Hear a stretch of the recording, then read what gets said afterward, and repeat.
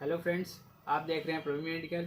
और इस बदलते मौसम के कारण कई लोगों को खांसी की प्रॉब्लम हो रही है। उसके लिए हम आपको फाइजर कंपनी की कोरेक्स डीएक्स सिरप के बारे में बताना चाहेंगे। ये ड्राई कप सिरप है। इसमें डेक्सोमेथोफेन हाइड्रोक्लोराइड और क्लोरामफेनामेट मेलेट है। कप सिरप ये ड्राई कफ हो, कोल्ड हो और इसमें गले में खराश वगैरह की प्रॉब्लम हो रखी, तो इसको आप एडल्ट की डोज है 20 ml बीडी रहता है। 1 कप गुनगुने पानी में मिक्स करके इसको आप ले सकते हैं। सोर थ्रॉट और कोल्ड कफ तीनों चीज़ें ये सही कर देगी।